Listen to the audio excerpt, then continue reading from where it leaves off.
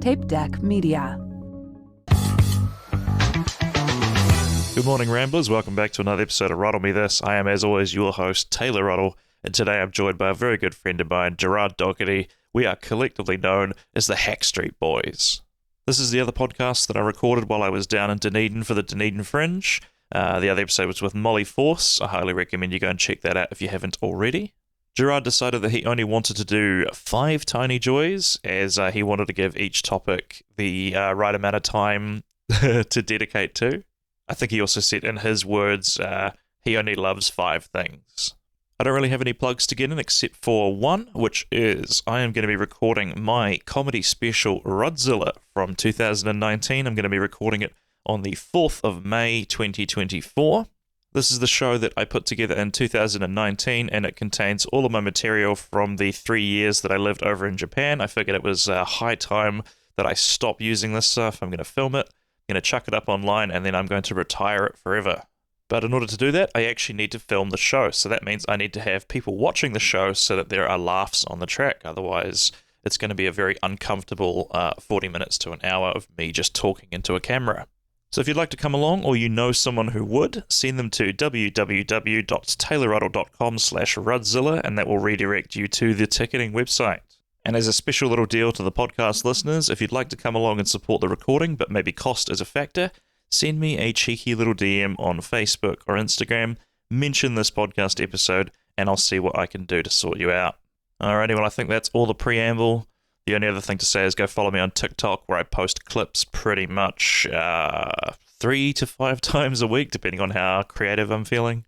But other than that, let's just get straight into the podcast. So please, Ruddle Maniacs, welcome to the show, Gerard Dougherty.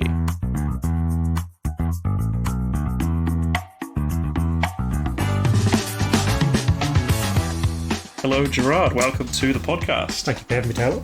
It's my pleasure. We've still been talking about doing one of these for a while, so it's good to finally be able to do one in person. We're testing out the old Yeti Blue in your delightful living room with one of the best views that I've ever stayed in. I've really enjoyed just looking out the window when I was chilling here yesterday. When you can see through the spiders' webs, yeah, we have a lot of spiders. One of them currently crawling towards the laptop now. I think he was like, "Oh God, they're doing a podcast. 2 white men doing a podcast." And maybe a big fan, yeah. I need to It is a big spider. That's. We'll see how the situation develops. Yeah, we're going to deal with that soon. So today, welcome to the 10 Tiny Joys. Except we're doing 5 Tiny Joys because I don't know. You couldn't think of 10. I only love 5 things. You only love 5 things. That's understandable. I guess we'll just get straight into it. So the first of your 5 tiny joys is daughter. Yes, I have a daughter. So I have a daughter who's about 12 months old now, and so it's been a pretty different experience, but an interesting experience. Yeah. I am feeling, on one part, very burnt out and tired, but on one part, it's one of the coolest things I've ever done. You know, watching a really small person just grow every day. Yeah. And just making, because they make such huge leaps in some days too. She's gone from not even acknowledging my presence almost to suddenly just looking at me and smiling. Yeah, well, she was grabbing onto your t-shirt and almost yeah, I don't know, you were one of those mechanical bull things. She was rocking you. I don't know if she was trying to get you to move or what, but she's so feisty. Yeah. She loves anything that hurts me, pretty much. Yeah. You were telling me about a funny habit she has is when there's a plant in this room that she likes to shake the leaf of, and you tell her no, and then I think she hears you getting up, and so she gets her as many shakes as she can before she knows the time is up. Oh man, yeah, she's pretty full on that way. Because she was whacking her hands on the coffee table thing yesterday, and the same thing happened when you got up to get her. She got about 7 smacks in before you got to her. So they do know how to get what they want. She's such a wild free spirit too, because the thing as well is she can crawl now, but before she could crawl, she couldn't. She was just stuck there on the ground, and then just one day she was crawling. And it was wow, this is so cool, but also now you're so much of a threat to everything in the house. Well, that's the thing is you literally can't let her out of your sight because she will go exploring. You left the room the other day, and then within seconds she was crawling towards the door. I assumed to follow you, and then we just had this weird stare off where like because it was she'd only have I met her before? I don't think so. Briefly after the Heritage gig, yeah. Yeah, and then we were just kind of staring at each other in the kitchen, and like she's just looking at the door, then looking back at me, looking at the door, and I'm kind of like I don't know, like we just gotta wait till he gets back. Yeah. It's like we're the two people at the party that don't know each other, so we just gotta wait for the one person we know. One of the cool things as well is like if you can making her laugh is really cool because she doesn't laugh at the same thing twice. Really? So you got to constantly be thinking of ways to make her laugh. Like one time she was holding a little toy and I'd smack it out of her hand and she would like, yeah. And I'd do that for like half an hour and she'd be laughing every time, but now it's not funny. I need to find something else. And the other thing was like she's crawling and I crawl behind her and I like chase her. Yeah. She like rolls over and starts laughing, but it's constantly thinking of those because her laugh is honestly amazing. Yeah. It's like one of the coolest laughs. It's a good laugh, yeah. Yeah. But then she's so silly and it makes her whole body like tense and jiggle and stuff. She's got like she gets used to the material quickly. You got to keep it fresh for her. Yeah. I noticed the other day, I think I said to you something about when you become an adult, you have to suddenly start narrating everything that you do because you were like putting her shoes on or something and you were talking through like every single step of the process and like because that's how they learn. Was it? Yeah, you were like, okay, now we're going to put the shoes on. Look at that one shoe, and like you just narrating like everything you were doing and like because that's how they learn language. It's just by hearing. Yeah. And like because in constant association to exactly. Objects and stuff, Yeah.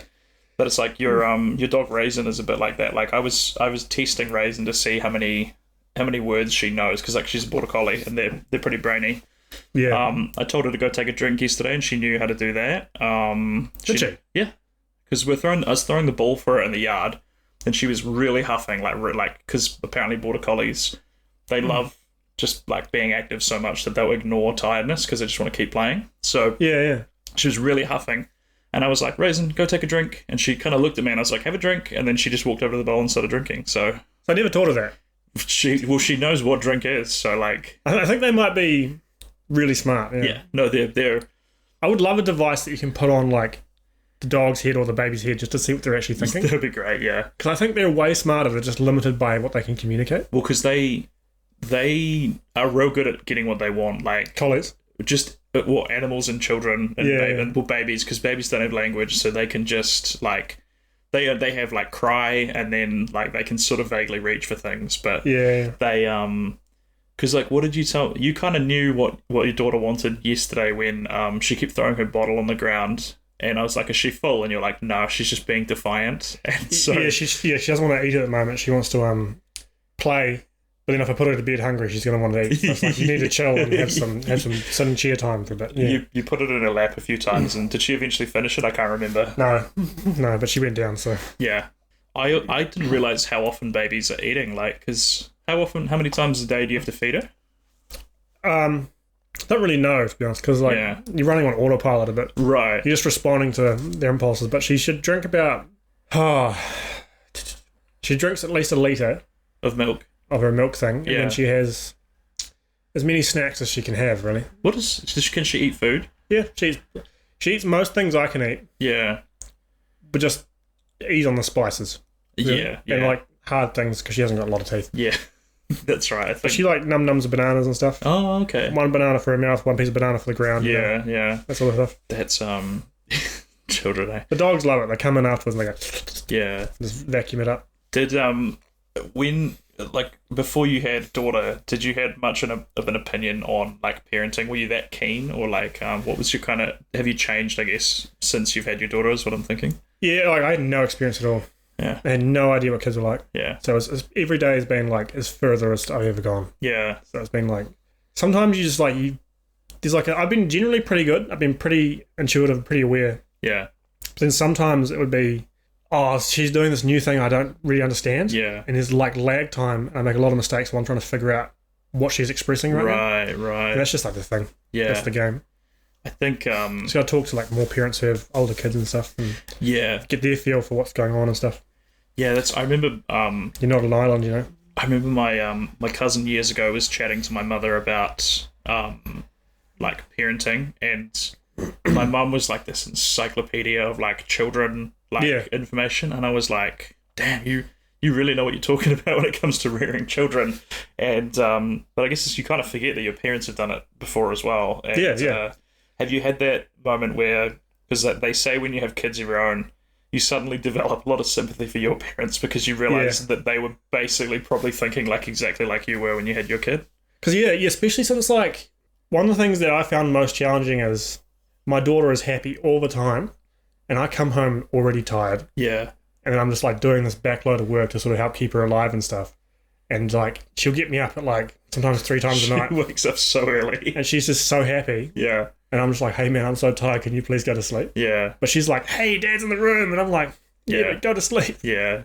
Well, the I guess it's kind of like a more of a statement on our work culture than anything else, that, like, because I imagine you're going to have to eventually figure out what you want to do with screen time. Like, I know a lot of parents... Oh, I've got no idea how that works. Yeah, I don't think anyone does. I think the research is still out on it. Like, I think right now it's a tentative, like, they probably shouldn't have them, but, like, I don't think there's been enough, like, because how long have iPads been around for? 10 years? 20 years, maybe?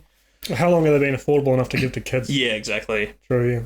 So we're very much like the guinea pig generation of, like, what damage it does to children having access to a screen all the time. And my perspective on that is, like, I think every generation is a guinea pig for something. They damage their kids in some way. So it's kind of just like, just do the damage, and as long as we're open enough later...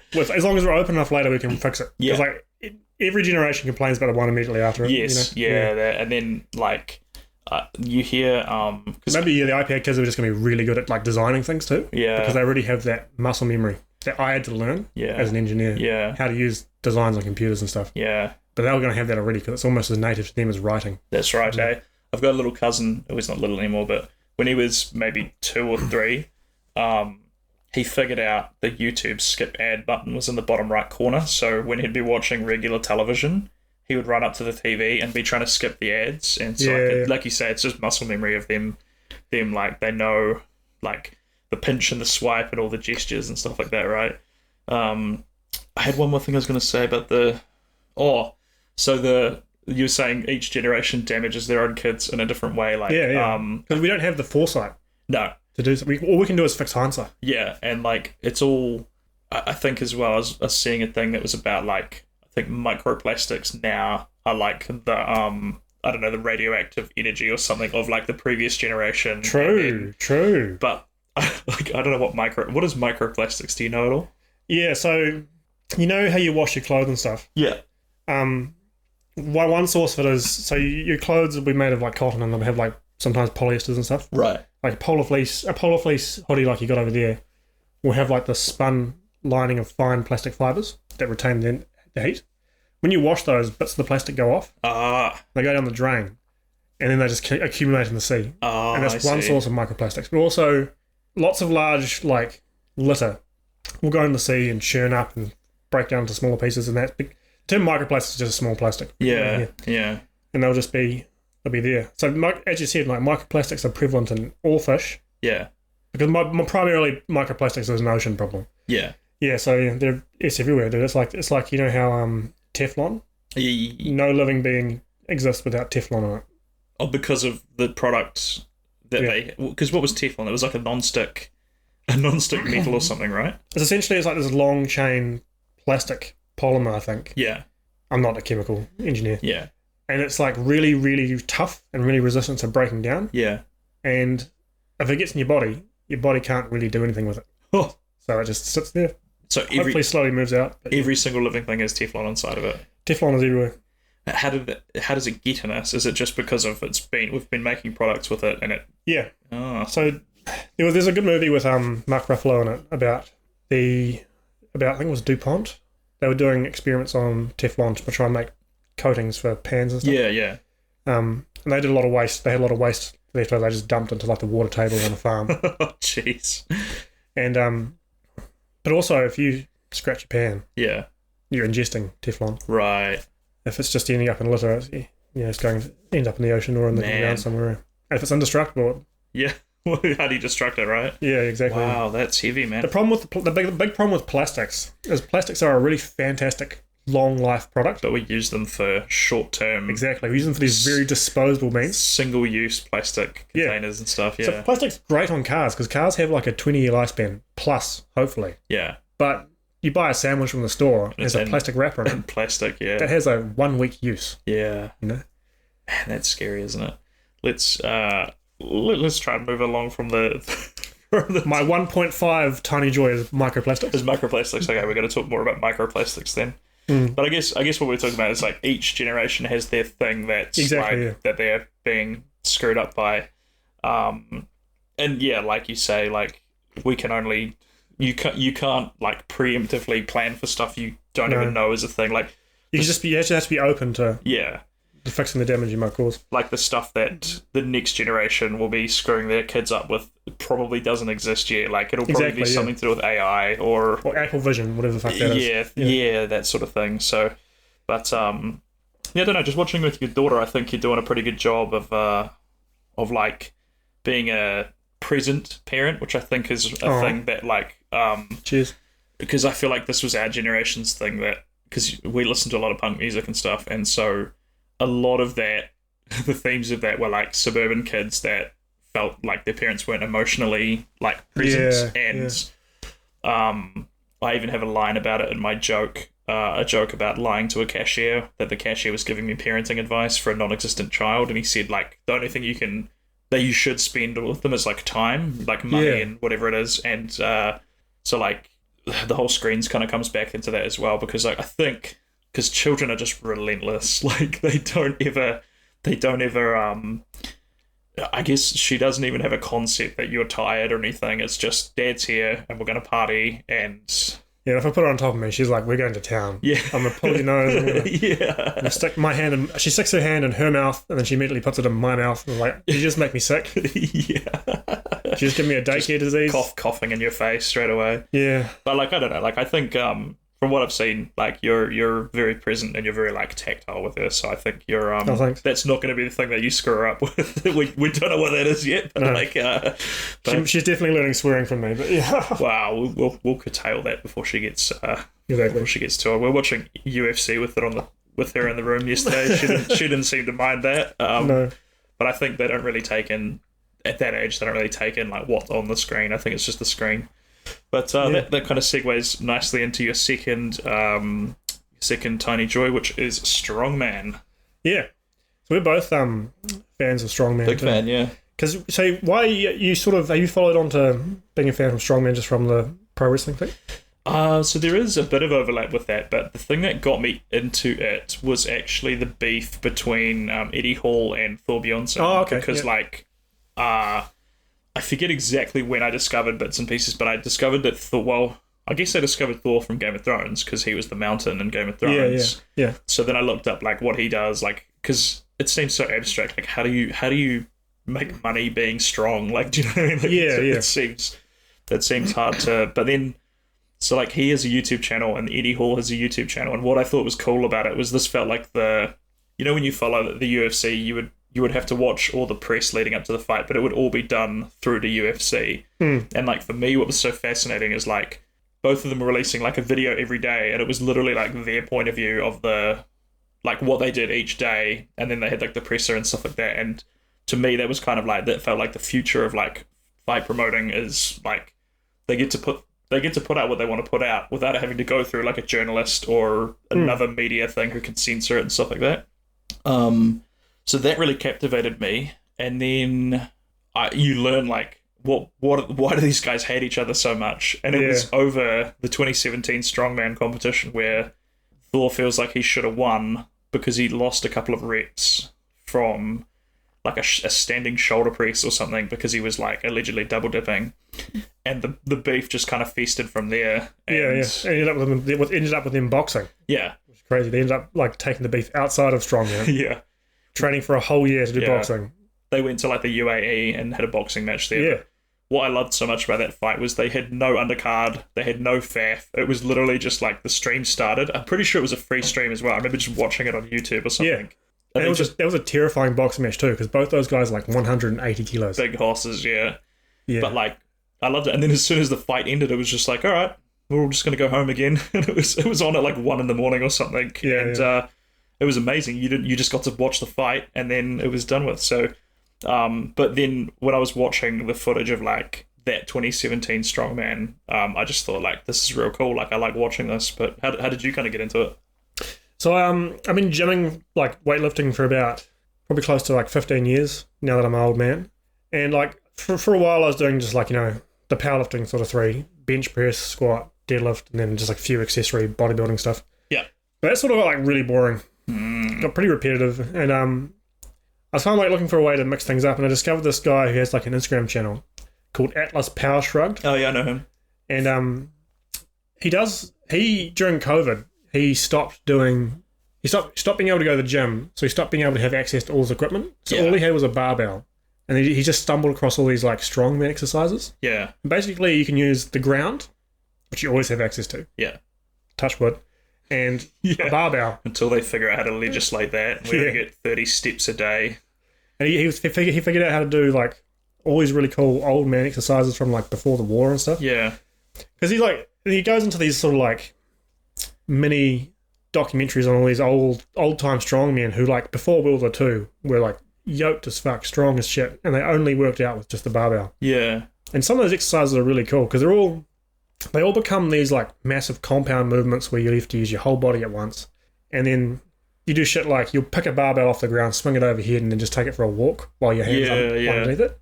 And it's like, that's a really great back and shoulder exercise. Because it's all stability that you're building, right? Yeah, and you're not necessarily thinking about like bodybuilders who are just contracting constantly and stretching. You're just like holding in position. And I think in some ways that's like works really well for your body too. Yeah. I'm not like a sports scientist or anything. I have no idea what I'm talking about. But I've had a lot of fun with those exercises, especially with one of my new favourite exercise, which is the Zercher deadlift. Yeah, tell us about the Zercher, because we were talking about this. We were watching them do the Atlas stones, which you have to pick up these big rocks and put them on a pedestal. And I was noticing that their back is really rounded when they do it, which I was always told is not good for your back when you're lifting. But you said like the Zercher deadlift, they round their back and it's fine. So yeah, tell us a little bit about what's the difference between a regular and a Zercher. So I think the key thing with like a lot of these guys who bring up all these old exercises they're saying is your body will adapt to anything. Yeah. That's not like a horrific case for the joint.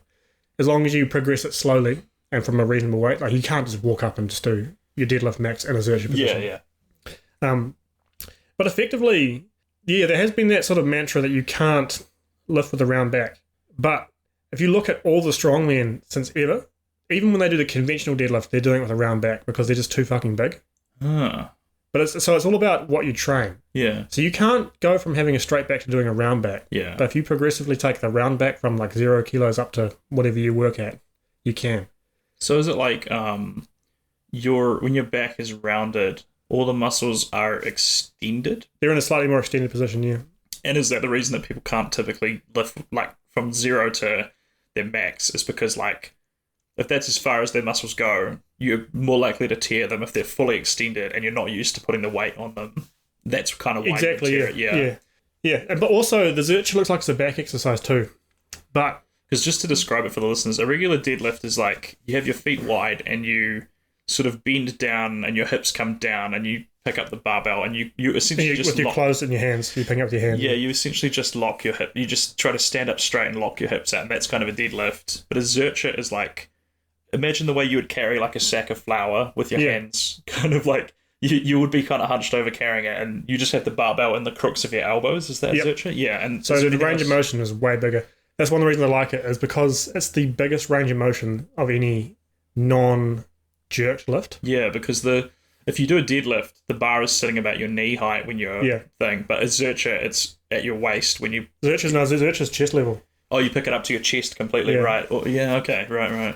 So one of the things that's really important with the Zercher too is it looks like a back exercise, but what you need to do is really, really consciously control the tension in your abs, because what your abs become this like accordion that can completely harden. Yeah. And you need to sit on top of your abs. Yeah. So you take the load completely off your back by using your stiffening core effectively too. And unlike the conventional deadlift, you can't Zercher deadlift with a belt. Oh, you can't do it with a belt? Because you have to bend so much. Yeah. So it's an unbelted exercise. So it makes your core stronger? you got to really focus on the core too. Yeah. It feels like such a badass exercise to pull off too, honestly. It makes me feel so tough. I'm actually going to do them today as well. Nice. Well, that's great. I guess just more the idea of because we watched the 2018 Strongman or something yesterday. Like, something about those events are just fun to watch because, like, they edit them in a way that cuts out, like, I'm sure they're there for a whole day, but they cut it down to about 40 minutes and it just shows, like, a little bit about the athletes. And, like, the cool thing about it is, like, apart from, like, maybe Eddie Hall, who's, like, a little bit polarizing, they're all just, like, big chill dudes who are, like... really nice to each other. Yeah, they're just nice to each other and, like, one guy will finish the exercise and then he'll run over to the other guy who's competing against and start cheering him on. And, like, it's just, like, it's real positive, eh? There's one time, I can't remember who it was because I don't remember who these guys are, but it was, I think they were doing, like, a deadlift or something, and he buggered up and gave up and immediately just moved over to the other guy and was just, like, hyping him up. Yeah, like, come on. They, like... He's like, he failed and he just, like, turned around and said, you could do it. Yeah. So I love that they're, like, it's real... It's just like camaraderie, I guess. And I think you were saying is because it wasn't a legit sport until kind of recently. So like the last 10 years, So they've all been kind of like in the trenches together. Yeah, exactly. Now they're enjoying it. So all been grinding together. But yeah, they're just, the events are fun to watch. And I think at the end of the day, they just want to see the record get broken. Yeah. They'd love to be the guy who breaks the record. But if they can break last year's records on that, like, event, they're going to be like, that's so cool. Yeah, because then Eddie Hall was saying, or somebody was saying, might have been Brian Shaw, was saying that, like, the records from 10 years ago that were, like, 1 rep max, they're all doing for, like, 12 reps now. And he's like, in another 10 years, they'll be doing our max for reps. So, like... I can't see that, dude, because they deadlift so much. Yeah. These guys, like, the two of them can deadlift 500 kilos. Yeah, which is mad. That, like, just about killed Eddie Hall to do that. So imagine someone doing that for reps. Yeah. What kind of drugs are they going to have to be on, man? Well, that was what I was confused about. Because where's the limit to the human condition, you know? How much more can they progress it? Eddie seems to think that 500 is around the limit. Although he reckoned he could pull 540, which is like, what is that, like 275 kilos or something like that. Each hand? He reckoned he could deadlift 540 pounds, which is... Oh, that's nothing. Oh, were they deadlifting 540 kilos? So they deadlifted 500 kilos or 1,100 pounds. Holy shit. Yeah. I didn't realise it was that high. I thought they were half a ton. Yeah, half a ton, okay. What is your car weight? To start? No idea, but... so probably your car. They can probably deadlift... half a ton. Let me just Google that real quick. That actually makes that... because we were watching one last night where they were pulling... They were sort of doing a sort of deadlift with a car on this, like... Yeah, the wee Jeep. Yeah, on a pivot thing. And now that I know how heavy a car is, that actually is quite a lot to deadlift. But yeah, you're just Googling that now. 820 kilos. Okay, apparently a Starlet is... Just that's a good weight. That's heavy, yeah. Don't see what that weight is, to be honest, no. It doesn't look like it's that heavy, but... No. Anyway, so, I don't know, anything else you want to add about Strongman before we move on? Definitely from my perspective, being like trying to do weightlifting and stuff, I really like to nerd out, watch them do the techniques, because being strong is one thing, but you still have to move very efficiently because you're just moving too much mass. That's right, yeah. Watching them nerd out about like where to put their hands and like they get into the tiniest details on how to lift these incredible weights. Yeah, and that's what makes them like the winners and stuff too. Because at that level, the tiniest mistake can be the difference between like like tearing your shoulder and like overhead pressing some ridiculous. Or if it just like slows you down across anything that slows you down across like 10 to 20 reps is going to be a second. That's true. Yeah.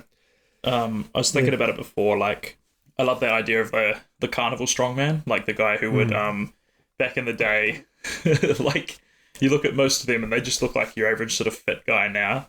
But you know, they would do that thing where they swing the hammer at that bell or whatever it was. You know, it would send that thing up and it would hit the bell at the top, or they would but that thing of holding up the barbell above their head and walking around with it, that's like a classic strongman like stunt, I guess. And so instead of like a bodybuilder, which would just do reps on the shoulder with like range of motion, strongman would just like hold a weight above their head and just like jiggle it. Yeah. Effectively. Yeah. And I'm they've sure got big shoulders. Yeah. I'm sure they would do other things as well. Like they'd probably do like the Houdini trick of like, you know, he can take a punch to the abs, no problem, and they'd have like people try and punch him in the stomach and just would like to people that didn't know how muscles and stuff worked back then, it probably seemed like magic, eh? Yeah. Even though Houdini died doing that too. Yeah.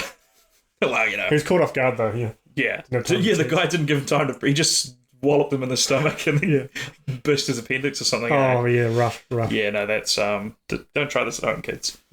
Alright, so then number 3 is EDC / I can't read that second word. Titanium. Just the metal in general, is that a brand? The metal in general, yeah. Okay, yeah, so EDC. Do you want to explain to the listeners what EDC means?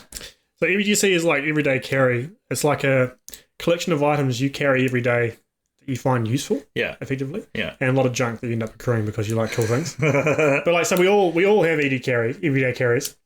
For most of us, it's like the keys, your wallet, a watch, and your cell phone. Yeah. You won't leave your house without a cell phone. Yeah. Because you like, at the bare minimum, you won't really text anyone, but you'd be bored and you'd be surfing through videos and stuff. Yeah. I like to carry, whenever I go out generally, a flashlight, a small pocket knife, maybe like a multi-tool, on top of like my watch, my wallet, and my phone and stuff. Yeah. Because when I grew up, my dad always used to carry like a small pocket knife. His dad did. It's like it feels like a very traditional thing to do, a very useful thing to do. Yeah. And it's just nice, because I know like people say like your cell phone has a flashlight on it. Yeah. But I just like the feel of having like analog stuff. Yeah. So I like having a watch that's not powered by battery. Right. Having a torch that's just like a clicker. Yeah. And having a small multi-tool just so I can flick something out and do a small job quickly and stuff too. Yeah. I think you've got one in there. Let's give the people just a little ASMR if they can hear this clanking around. It also has a lot of fidget factor to it too. Yeah, I can definitely get behind it. So that was the pliers. Makes quite a satisfying like chunking and stuff as it moves around. It's got magnets. It's got... Yeah, I've got a Leatherman as well, and they're quite let's see, let's whip out the knife. Let's see. I don't even know if they can hear that. The waveform seems to indicate they can. But these are also things, like, as an engineer, I can appreciate, are just designed very well. Yeah. Because of how nice they are to use. If you were able to design your ideal, like, if you could put everything on a multi-tool, what would your picks be? Probably this, to be honest. You just the Leatherman Arc here. I just got this like 6 months ago. Bought it for my comedy business. Thank you, Henry. And it's just like such a useful tool. Fighting off hecklers on the way. Yeah, and setting up lights apparently. So what kind of stuff is on? It's got pliers. It's got several knives. So this is allegedly 20 things, but mostly what I use is pardon me, has a nice knife. Really it's nice comfy knife. to use with the knife on. It has a bit driver. For this, because most of what I do is like doing and undoing screws up. Yeah. Has some good pliers that are actually pretty comfortable to use. Yeah. One of the things that Leatherman used to do is they'd make it so that the open position with the pliers was not actually very comfy. Oh, yeah, true. This one, for some reason, even despite the fact it looks uncomfortable, it's really very good, comfy. Really good one to hold, yeah. And the saw is actually really useful because where I work, I'm dealing with a lot of plastic parts. And if they have a little bit of plastic where I don't want them, the saw is actually really good at removing them. Yeah. And one thing Leatherman does really well, which is like really underrated, is these tiny scissors. Yeah, you'd be surprised how often so bloody little good. scissors come in handy, right? But yeah, like the other thing I like is here's another wee gadget here. This is a ratcheting screwdriver. That's a modern reimagining of a 1920s German design. Wow. Okay. So that catches my intrigue. It does, yeah. So basically, it's just this turned stainless steel part that has like a chuck that has a ratchet on it, so it can. Oh, that's the ASMR goodness. Yeah. So it's just a screwdriver effectively, and this is way overbuilt for what a screwdriver needs to be. But it captures my intrigue, you know. For the listeners out there, this is reminding me a lot of the Doctor Who's thing, the sonic screwdriver. That's what I thought. It looks exactly like I don't know which one, maybe Matt Smith's sonic screwdriver. That is really cool. Very cool. Do you use this often? Yeah, because my bulk of what I need to do at work is screwing and unscrewing things. So this is like a nice dedicated thing to use. Yeah, that is cool. Yeah. I also love like a good titanium pen. Is this one of those inkless pens that you don't?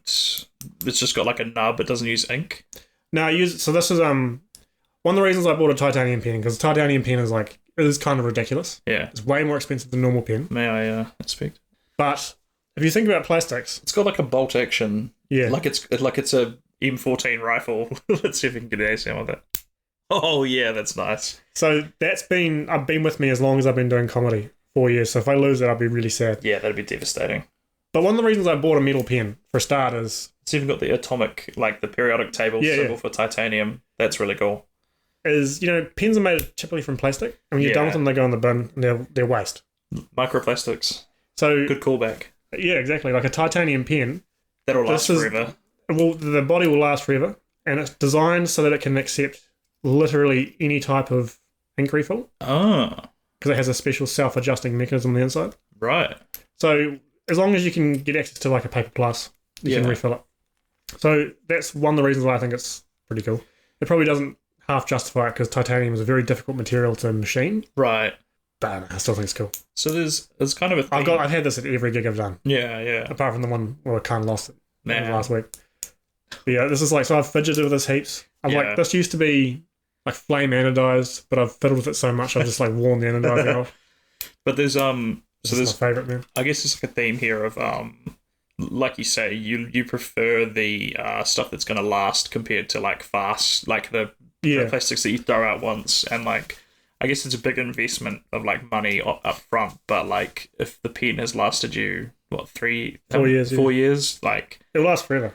Yeah. So it's cool to. And titanium is a really, really cool material. Well, how so? It's a very strong and lightweight material. Yeah. It also has a very interesting history that I find quite funny. It's so for one, it's very difficult to machine because it's kind of very hard. Yeah. However, if you rub two pieces of titanium together, they wear out kind of quickly. They start to form a powder.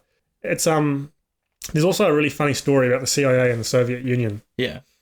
Now it's about we're trying to remember the net plane. There was an SR-71 Blackbird. Right. The stealth aircraft they used to fly over the Soviet Union. And that was made of titanium. And at the time it was built, the only country that had titanium was the Soviet Union. Okay, right. So the Yanks needed to get a hold of it. Yeah. So what they did is they ended up setting up like a massive like Silk Road of shell companies to buy the titanium off the Soviet Union because the Soviet Union needed money. But they couldn't openly do a deal together. Because they're like the Cold War, right? Cold War, yeah. So they ended up buying all this titanium from the Soviet Union just so they could spy on them. Wow. Yeah. So they were... How do you mean spy on them? Like they were... It was a reconnaissance aircraft I think it was also a bomber, but the main goal was it would fly directly over the Soviet Union at very high altitude and at very, very high speeds. It was like... It's a stealth fighter, and it would just take photos of like where their planes are sitting and stuff. And so that was built using titanium they bought from the Soviet Union. Man, talk about like your own kids calling the cops on you, right? Like that kind of thing. So that leads us quite nicely into your fourth tiny joy. It's not it's Cold War's a little after World War II, but so number 4 you've got is World War II engineering. Where do you want to begin on that? So I am an engineer for a start too. So I think I relate to whenever I look at like a product or a design or something, I'm looking at the hows and whys that this final shape ended up being in existence and stuff. Yeah. And especially with World War II, because stuff changed so quickly. Yeah. A lot of really new, innovative ideas were being tried, and a lot of like different sides of the war went down completely different pathways and stuff. Have you got some examples of that? Yep. So one of the first examples is the German Tiger tank versus the American like Sherman tank. Yeah. The Tiger tank is sort of held up as this very legendary tank. Yeah. And it's like, it was scary. It would take out any other tank it found. It was also somewhat unreliable. It needed a very experienced crew because the engine was prone to like failing and stuff. I guess I'll just stop you there. So this is something I've heard a lot, is that like I think the expression was like, it takes 4 Shermans to kill a Panzer or a Tiger, but the Americans always have 4, and so like 5, yeah. 5 was it? Sorry, yeah. So that's exactly where I want to go with this too. Okay, that's exactly the point. Yeah. So I guess the question I wanted to clarify is, what about the Germans' engineering of tanks made them so much better than the Americans? Are there any examples? So it's better is an interesting word because, as you said, it was 4 versus 5. Yeah. So the Americans' approach was, we need to get tanks to Europe as quick as possible. A lot of tanks too. We need to get as many tanks as possible. Like Big Macs, I think Bill Burr said. They were just assembly lining them out like Big Macs. Exactly, yeah. Because they were also giving them to the Russians. And the Russians are making mods of them too. So the Sherman tank was made using like a casting steel. Basically, casting steel is quite quick, but the cast material has inherent weaknesses inside it that could cause it to fracture, and it has like a non-uniform grain structure. Yeah. And so it means you have to use either a lot of it or it's just going to be a bit weaker. Yeah. But you can make more. Yeah. And quantity It's a lot quicker. has a quality of its own. Yeah. The Germans, they didn't want to do that. So instead what they did is they made all of their tanks out of like, or at least the Tiger ones, out of like welded sections of plate. Okay. Which is a lot stronger. Yeah. But takes longer to make. They have to weld manually all the pieces together. Yeah. So they were making less tanks. So you know how you said the Tiger tank could take out 4 tanks, but the Americans sent 5? Yeah. It was like 2 different approaches. Yeah. One was we'll make a high quality tank. The other is we'll make lesser quality, but make more. Yeah, yeah. And what ended up winning was more. Yeah. Very interesting. So that's one real interesting sort of like design philosophy and how they ended up weighing up. The other one that I think is really funny too is in the Soviets, during World War II, the Soviet Union designed the Yak fighter series. Yeah. And like the problem that every nation encountered with putting guns on planes is that... I guess for the listeners, Yak is a like a plane that shoots other planes. They were the fighter aircraft. Yeah, yeah. So one of the problems that all nations had is if you put the guns, where do you put the guns? Yeah. Like you put them above the propeller, you have to time them so that they miss the propeller blades. Oh, yeah, yeah. Or else you're really doing yourself a disservice. You shoot your own propeller, yeah, you don't want that. So what a lot of nations did is they put the guns on the wings and they just angled them so they would converge at a reasonable distance. Yeah. Whatever they expect to shoot at. Yeah. And they said, that's a good, it works, we'll do that. Mm-hmm. And they all did that. But then the Russians were like, what we really should do is put the gun right through the middle of the propeller. Oh, that's cool. And the propeller spins on the outside. That's cool, yeah. It sounds cool, but it's actually an enormous engineering feat. This is such a humongous problem. Mm-hmm. And also, I was jumping back to the other nations. You put guns on the wings, you put in like 4 on each side, or you put in 2 on each side, so you've got a lot of guns. Yeah. You're putting 1 gun to the propeller. Oh, you've only There's got not enough room to put a lot of guns. 1 stream of bullets, yeah. So I've been doing a lot of digging in this too. It's really hard for me to find blueprints on the old Yak fighters, but from what I imagine, in order to put the gun through the middle of the propeller, you have to like step the whole motor up or down. Yeah. Put like a chain drive or a belt drive on it to offset it so it can still power the propeller. Yeah, yeah. And you're only having 1 gun. And they managed to pull this off engineering wise, but they only had 1 gun. So what they ended up doing is just upping the size of the gun. Big caliber. It went from being reasonable size for a plane to shoot to being bigger and bigger and bigger, and all of a sudden it was a 40mm cannon. It would just shoot 1 at a time kind of thing. Yeah, it would be like dov, dov, dov. Yeah. So it's actually slow rate of fire makes it pretty hard to hit things. Yeah. But if they hit a German plane, the whole thing would explode. Yeah, because that's just too big of a bloody bullet. Yeah. And the pilots were too scared to fire the gun because they would put so much recoil back into the engine. The engine would break. Yeah. It would have a small fracture on it somewhere every time the gun was fired. Wow. The engineers marketed this plane as being able to fight tanks. But the problem was the rate of fire was so slow, you had to get into such like a low dive to shoot the tank. The tank would nearly be able to shoot you back. Right. So it was like, damn. And lower calibers were doing a good job of fighting tanks. Oh, already? Yeah. So it was like, looking at that, I'm like, it was a cool option to explore, but you didn't need to do it. Yeah. The problem was already solved. Well, that's the thing with war, though, is like, weirdly, war is like quite often your engineering will step up by crazy, like, because you send a bunch of tanks out. Oh, they all got destroyed. Okay, well, we'll try something new. And so, like, it's you're getting all this field testing and stuff. Because I remember listening to a podcast about, I think it was more about the America versus Japan in the Pacific, and it was talking about how they didn't realize. They thought battleships were going to be the thing, like these big, massive ships full of guns. But then it turned out to be aircraft carriers that were the big World War II one. And I remember they were saying, like, at the start of World War II, they had all this theory of, like, the best battle tactics for, like, what they had at the time. But they really quickly learned, like, what worked and what didn't work, and then had to kind of reshuffle their plans around. But, yeah, aircraft carriers ended up being the big thing. I'm not quite sure why battleships are too slow, I think was the main reason. Yeah, I think because it's really hard, it's actually really hard to shoot planes down. Yeah. So if you can just like go out a battleship with a lot of planes, battleships were designed to like throw huge lobs of steel at other large things. Yeah, yeah. And planes are just like really high up. They dive really quickly. Yeah. They can just, yeah. Because Battleships are also such a really good way. Aircraft carriers are a really good way of imposing your presence on land. yeah. Whereas battleships, like, they stop whenever they get to the shallowest they can go. Yeah, and because they're needed to defend aircraft carriers now. Battleships are. Yeah. Oh, because But they've changed so drastically too, because guns are no longer like big naval guns are no longer much of a thing. It's mostly like missiles and stuff. Yeah, because then the thing with planes is like they can shoot with their little bullets, or they can just drop bombs on stuff. So like you can just do whatever you can send whatever you need to like at, because it would be that thing where like the planes would be trying to take out the other aircraft carrier, right? That would be their the move, because then the planes have got nowhere to land. What was the other thing I was going to say? What's really funny is watching all the trials of like how they were trying to get the planes to stop once they'd gotten back to the aircraft carrier. Like they had because it was such a new thing. They had like a big net, and all the planes would have hooks under them. They would try and catch on the hooks, and then I feel like there was one in between that I'm forgetting. But now they do it with a big bungee with in the beginning they were trying to get the wheels of the plane. You know how they're on sticks. They were trying to get that to catch on like a bungee, but they kept breaking the landing gear off. Yeah, you would, because it's like a little post. Yeah. So then eventually they added hooks, and that must be harrowing trying to land, because you have to catch this hook onto a bungee onto the deck of the plane, which then like stops the plane real well. They kind of go flying towards the other side, but then you can see the edge of the aircraft carrier coming. Right? Yeah, it's not.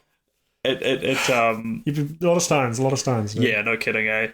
But so you got to remember as well, is the other thing is all the technology, all the machinery they built had a lifespan of 3 months. Really? Or 3 weeks even. Because they just figured something better out. So that's why they were like, hey, we're not going to invest shitloads in making this putting longevity into this. They're just going to like, maybe this survives 2 encounters. Yeah. Unfortunate. Yeah, But we're going to have a constant supply of these things. Yeah, that's right. One other thing we could talk about, you were talking about the window. We're watching a guy reviewing a Tesla Cybertruck yesterday. Oh, yeah, and you mentioned something really interesting about how, because Tesla's a new company, they're sort of trialing, erroring stuff that like people at like other engineering companies have known since World War II, and it was something to do with the windshield wiper. Oh yeah. So the thing about the Cybertruck that sort of irks me a bit is its whole design philosophy centers around the fact that they chose to use this really high tensile, what they're calling bulletproof stainless steel. Yeah. You're good? Yeah, I'm just trying to remember where I left my phone. That's all right.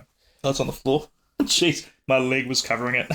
So the reason the Cybertruck actually has all those like tessellated or polygony shapes is because the stainless steel that they use. You said it was hard to cut or something, right? Or really hard to shape. Yeah. Because the reason, like, if you look at like your Toyota Starlet, my Leaf, it has a lot of curves in it, because what they can do is we're using soft steel. Yeah.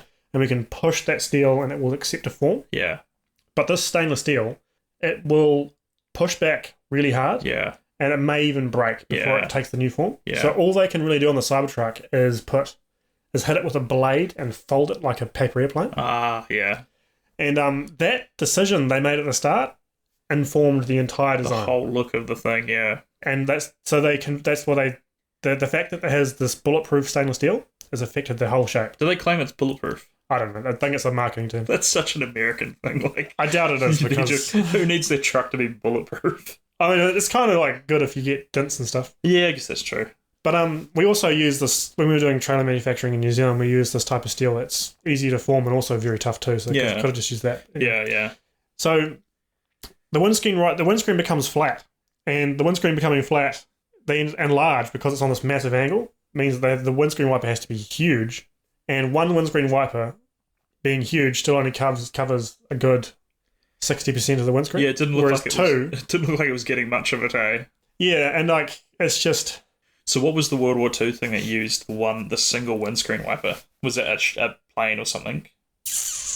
I don't know if they had them at all. I don't know. You said something. Did I say World War II? You said some kind of. But I think the design of windscreen wipers was done. It was actually a female engineer who came up with the concept. Yeah. I don't know her name, sorry, but this was a problem solved a long time ago. Yeah. And the fact that cars have 2 windscreen wipers, they used to be like linked together so they could be powered by one mechanism. Yeah. The fact that 2 covers better than 1. Yeah. has been solved for a long time. Yeah. And what they've done with the Cybertruck is essentially taking a step back. not learn Yeah. from 100 years of automotive engineering Yeah. and just tried something new, which they're more entitled to do, but it's like, but do better. Yeah. So it just feels like looking at the Cybertruck, it just feels like it feels like they made a lot of bad decisions from bad philosophy starting points. Yeah. Yeah. Because their whole thing with Tesla is that they're trying to do stuff sort of differently, right? And so maybe that's not always being different for the sake of being different is not necessarily a good idea. No, but unfortunately, it's a lot of what new brands are these days too. Yeah. Because you see a lot of the known brands making electric cars, Yeah. and they're picking up from where they left off Yeah. with combustion engines. Yeah. Because they know how to do bodies, and then doing it, they honestly do it better. Yeah. Because one thing that Tesla suffers with is finishing, getting all the parts to fit together well. Like you saw the door on the Cybertruck didn't line close. up, yeah. And like every time the problem with having lots of straight lines is the human eye is really good at telling when they separate and converge. Yeah. Because you are really, really good at noticing two parallel lines, Yeah. especially if they're supposed to be like 5 mil apart constantly. Yeah, you can see when they're not. So it makes fit and finish a nightmare. Because I remember Elon Musk saying they had to have this, in order to get the right fit and finish details, they had to have it, all the parts tolerant to like microns level of Right. accuracy, Yeah. which is just not practical for large parts. Yeah, yeah. Like large parts are going to vary by like 2 to 3 millimeters. Yeah. You're going to have to like pull them into assembly with like nuts and screws. But, Yeah, yeah. so it's just like, it's a multi-million-dollar company with not a lot of industry experience, making a lot of naive mistakes that other companies made ages ago. Yeah, they figured it out a long time ago. Yeah. I remember watching, have you seen Ford v Ferrari? Cool movie. Not really a car person, but I really enjoyed that because that sent me down a bit of a Wikipedia rabbit hole reading about the Le Mans 48 hours race, is it? 24 hours? I can't remember if it's 24 or 48. I feel like it's 48. Yeah. But this race is in France and it's just on streets, like it's just on roads in the countryside that they close off. And the gist of it is basically like endurance racing where companies will enter a car that has to be basically running for the whole 24. I think it is 24 hours now that I think about it, but it has to be running for the whole time. They obviously get pit stops and stuff like that, but I think they switch drivers out to make sure that like they get sleep and rest and stuff like that. But like the car itself has to be running for the whole time. And one thing that was cool about that is like you would think it's a horrific waste of tires and petrol and all that, but something that came out of it is like the vehicle companies learnt how to make their cars more efficient by designing for the Le Mans. So, like you say, they've got all this experience of like trial and error and stuff from these high performance cars.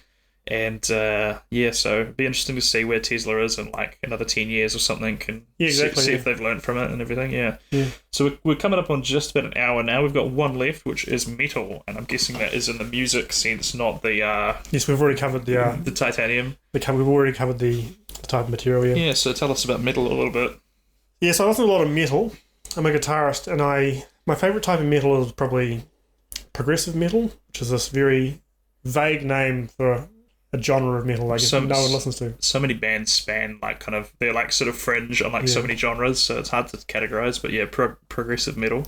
One of my favorite, I feel like I'm pretty alone in my music taste. Like my favorite group of metal bands is sort of like very jarring music that I guess a lot of people think they're having an aneurysm listening to. Right. Very busy songs. Like I show my friends sometimes and like, this sounds like an anime movie soundtrack. Nice.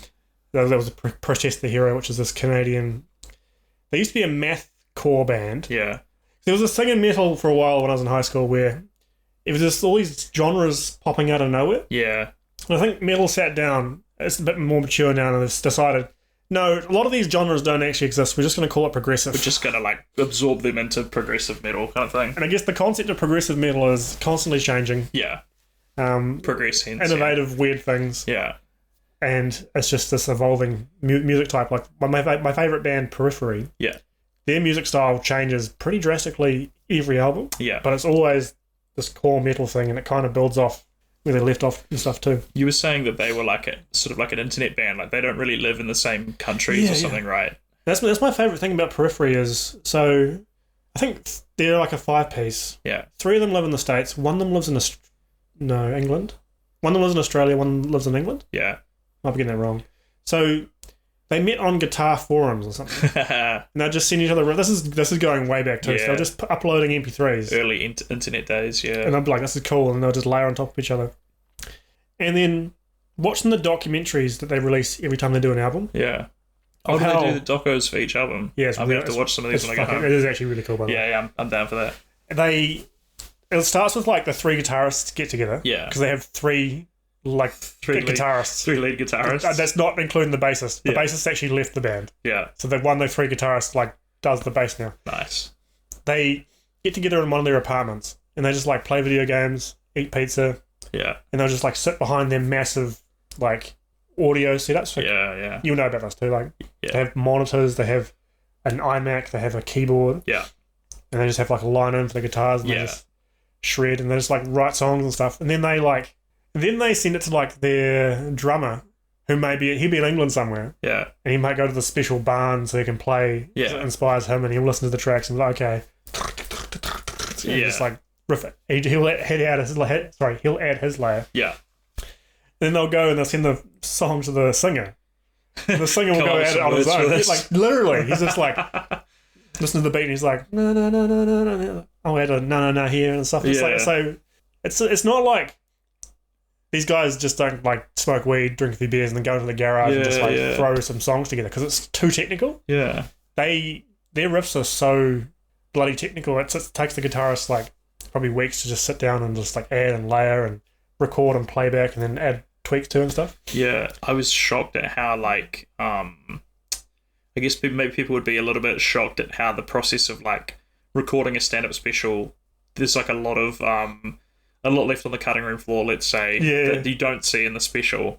I'm always shocked at like, they'll do a take of the guitar and you're like, to me that sounds pretty good, and they're like, no, we didn't get it that time, and so they'll do it again, and it's just like these little, I don't know, like tiny little imperceivable things. But there's a whole lot of layering and stuff, and then once they finish the album version, it's like, okay, now we've got to figure out how to play this thing live. Because they don't play it all the way through. They play the riff, and they're like, we should do it at the end of the riff.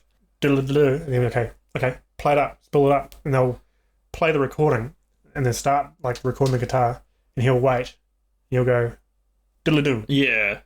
And that's like, you can stitch it together. It hasn't been one full thing yet. Yeah, exactly. And then then they got to learn to play it live and like play it as a group. Yeah. I was watching, it was like Kirk and James from Metallica. They were like, what was weird is like, I think actually James is the better guitarist out of the two of them, because like, I guess, well, maybe it's just that he wrote it, so he knows like all the riffs, but like Kirk kept getting it wrong, and I was like, what the hell? Like, how does this guy's amazing? Like, how does he like not get it? But then, it's like the difference between doing it in studio to like now you got to figure out how to do it on the fly and quickly, like and in time with everyone else. And when they play live, they have to play with like a metronome playing in everyone's ear, because their song changes tempo. So often the metronome changes. Yeah, and they play with this massive backing track because they don't have a bass guitar. Yeah, which they add via recording. Yeah. And they don't have synth, and the synth plays sometimes. So it's like an 80s metal band with just instruments, dude. Yeah. And these guys, they were good at instruments, they're great at instruments, they're great at singing, and they'll just perform live. Yeah. But now the modern takers, we're going to bring so much other stuff with us, dude. Yeah. We've got a computer playing in the background and stuff. It's just like, just evolved from that, you know? Yeah. No, that's great. It's an internet band, dude. That's just... That really is the peak of, like, that is internet collaboration. Like, I'll do my bit, then I'll send it to you, and then you add your bit to it, then you send it to the next one, and then by the time it's done, we're like, oh yeah, cool, like that's the song. The fact that they have 3 lead guitarists, that's great. It's ridiculous because they do so much layering. Yeah, and you think they must have so much diversity in their solos. They all hate solos. Do they? So one of their songs, they're like, I think they all drew short straws and like, you know what, I'm not soloing. You got to do the solo this time. No, come on, man. No. Just want to play. Yeah. So instead of soloing, they just got they got a saxophone to come in. Nice. And they just have a saxophone solo. Yeah, it sounds really good. Yeah, it sounds great. I'm sure there was what was I watching? It was I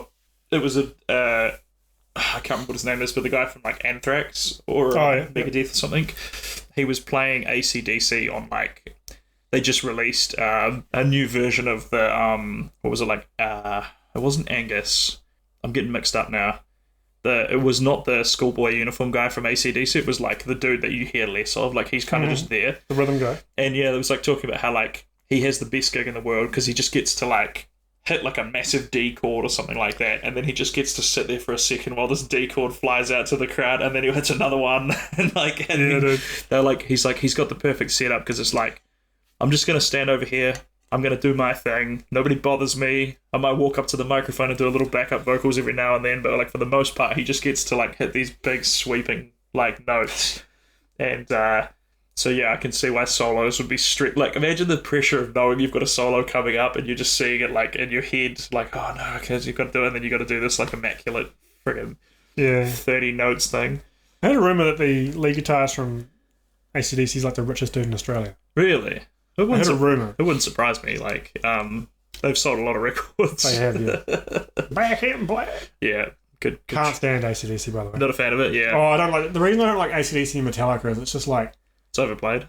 But even just like their songs are too long, considering how basic their riffs are. I honestly think it's a culture thing. Like, those songs are probably like... It's good beer drinking music. Yeah, that's what I mean. Like, when you're in the pub and you hear the covers band playing like Back in Black or something, and it's like not enough to draw your attention, but like you're like, yeah, this is good noise. I like this. So like...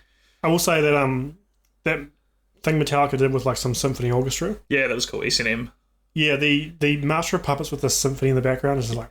Scorpions have done that as well, and they've got a good concert. I think it's like the Berlin Orchestra or something. They did a thing with, and yeah, I know, I love when that happens. So imagine being like so iconic in metal that you get to play with an orchestra. That'd be cool. Yeah, it's just like such a huge genre mashup. Because also metal is like there's a lot of classical elements in metal. Yeah, yeah. Because I think as well, you would think it would just be like a 1-to-1 of like, just give the orchestra the music, but it's like you've got to figure out like what each instrument is doing in each part. So there's probably quite a lot to. You got to build off the song too. You can't just like. Yeah, it has to feel epic and big and everything, right? Yeah, yeah. Which the string section does fucking well. They do, yeah. Yeah. I don't think I've got anything to add for there. That's about an hour. So let's knock it on the head. Where can the people find you online? Have you got a comedian page? I've got an Instagram page. People are welcome to follow if they want to see me post basically nothing. Gerard.Dougherty. Gerard.Dougherty. You can also catch me doing most gigs in Dunedin.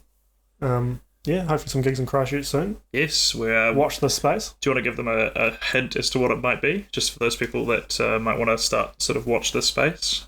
Yeah, so I just completed my Fringe run, and the next thing I want to work on is I want to do a lot of stand-up about my experience being a dad. Hopefully be taking that to Christchurch sometime in the next few months. Yeah, so follow the Can Do Comedy pages. We'll probably promote it there. I'll chuck Jared's links in the show notes. But yeah, thanks for joining me, Jared. And, all right, thanks for having me. I'm about to hit the old dusty trail. Get out of my house. Get back to Christchurch. So yeah, thank you very much, man. Cheers, bro. Thank you for listening to Ruddle Me This. Don't forget to hit subscribe and leave me a review on your favourite podcast platform. You can find me on social media at Taylor Ruddle Comedy on all the major platforms. You can also join patreon.com/Taylor Ruddle Comedy for free, which gets you access to all sorts of extras and behind-the-scenes content, as well as allows you to communicate directly with me and let me know what you think of the show. Tune in again next Monday for another episode of Ruddle Me This, and until then, Ruddle her out.